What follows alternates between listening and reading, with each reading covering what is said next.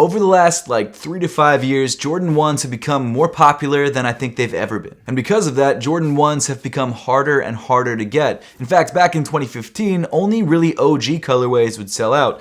But now in 2021, every colorway from OGs to brand new colorways are selling out in record time and reselling for hundreds of dollars over retail. And today we're checking out one of those brand new colorways, which could be one of the most popular Air Jordan 1s of the entire year. What's up everybody, I'm Seth Fowler, and today I'm reviewing the upcoming Air Jordan 1 Shadow 2.0.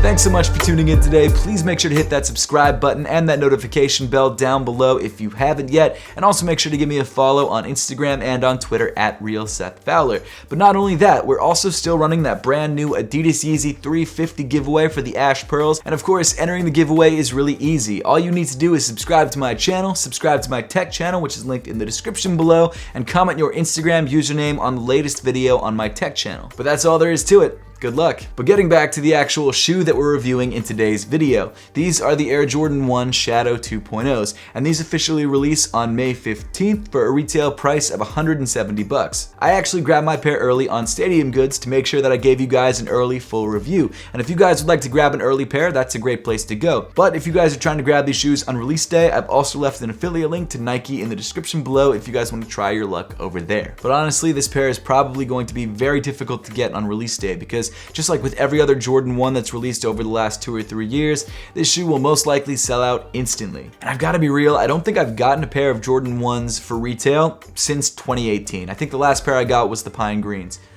That's crazy. It honestly really sucks that it's that hard to get sneakers now and that people are only buying sneakers for the hype. I mean, I get it, but at the same time, it's like, that's not what sneakers are about. Whatever, enough with that tangent. Let's jump into the actual sneakers themselves and find out what make the Shadow 2.0s such a great shoe. One of the most interesting things about this shoe, at least for me, is the naming of this sneaker. The fact that Nike called this shoe the Shadow 2.0s. Usually, a shoe is dubbed something by the community and it's named something completely different by Nike. In fact, if you guys look over at the Sneakers app, you'll notice that a lot of the names of the sneakers on the Sneakers app are completely different than what you probably know the shoes by. But for some reason, the Shadow 2.0s are not only called the Shadow 2.0s by pretty much everybody, but they're also called that on the Sneakers app, which doesn't seem like that big of a deal, but it's something that very rarely happens. And the other reason that surprises me so much is that if you look at the Shadow 2.0s and compare them to the original Shadows, they don't look that similar. Okay, yeah, they're both black and gray Air Jordan 1s. I see the resemblance, but at the same time, the materials are different on the Shadow 2.0s,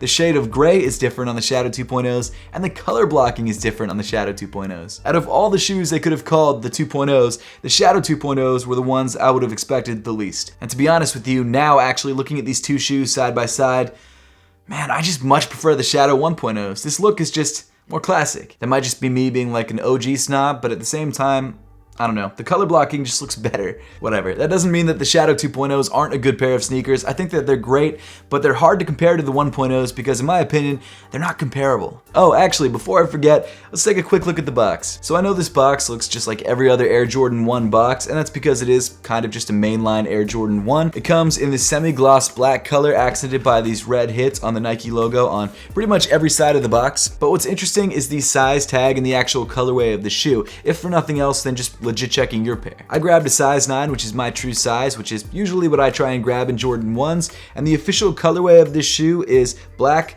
LT, smoke gray, white. I'm assuming LT stands for light, so light, smoke gray, white. But enough of the box, let's get back into the shoes. So starting off around the toe of the shoe, you've got this really soft, light gray nubuck mudguard. And I mean, seriously, this nubuck is really, really soft. I don't think that's an indicator of quality when it comes to nubuck, but it feels nice. As you move up on the toe of the sneaker, you've got this black, almost matte leather, which of course comes with perforations for toe breathability. And I'm gonna be honest with you guys, as far as Jordan 1 leather quality goes, this is pretty poor. I mean, it feels pretty cardboardy. I mean, even comparing it to the Shadow 1.0s, which I know have pretty decent leather on the toe, this leather feels just really rough. Continuing up on the shoe, you get to these black flat laces, which come pre-started in the shoe, and if for some reason you don't like the black flat laces, the shoe does also come with a set of gray laces that match the nubuck if you decide to switch things out. I'd actually be fine with either lace option. I usually have a preference when it comes to these shoes, like I prefer one color over another, but with this shoe I think almost any color would work because the gray and the black are so simple. Of course, the laces weave through more of that light gray nubuck on the eye stays. Then underneath the laces, you've got a black nylon tongue. At the top of the tongue, you've got a black tag with the gray Nike Air branding, and then when you move inside the sneaker, you've got a black soft sock liner. The insole of the shoe also comes in black with the Nike Air branding printed on the heel in the same gray that you find on the outside of the shoe. As far as sizing and fit goes, the Air Jordan 1 Shadow 2.0 fits just like every other pair of Air Jordan 1. Bet you didn't see that coming. Sure you did. The shoe fits true to size. It fits me true to size. I always grab my Air Jordan 1s in my true size, which is a size 9. Take a shot for every time I say true to size. If you've never worn a pair of Air Jordan 1s before, definitely try on a pair before you buy it, just to make sure that you're buying the right size for you.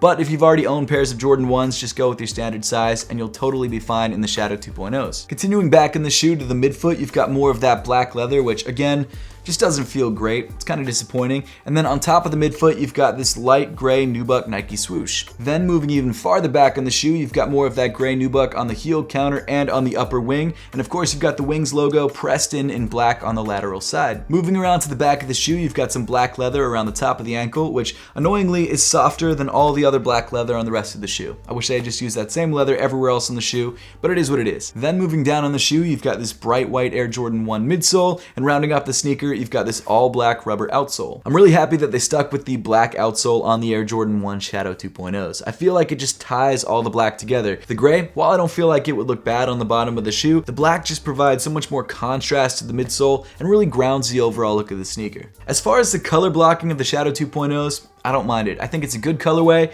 I like the way it looks. I love the wearability of it, but when you compare it to the Shadow 1.0s, it just doesn't have the same sort of feel. It doesn't have the same vibe, which I totally understand why. It's a completely different colorway, but with a name like Shadow 2.0s, I expected a little bit more. I'm not sure exactly what I was expecting to be done differently, but maybe I'm just cynical about Jordan 1 colorways. I think that's probably it. I mean, honestly, it's a great shoe overall. The color blocking is solid. It's very easy to wear. If you're an Air Jordan 1 collector, this is definitely a must-have. I think for most people, the reason that they're not gonna have this shoe is because it's gonna be very difficult to get, and they're just not gonna get lucky on the sneakers app. While I don't love the materials on this shoe, especially when compared to other Jordan 1s, it's still a good looking shoe, and it's still something that if I have the chance to grab it for retail, I will. But now I would love to know your thoughts on the Shadow 2.0 Air Jordan 1s, and whether you're trying to grab yourself a pair when they finally release on May 15th. So make sure to let me know in the comment section down below. And as always, thank you so much for watching. Make sure to subscribe if you haven't yet, and I'll see you all in the next one.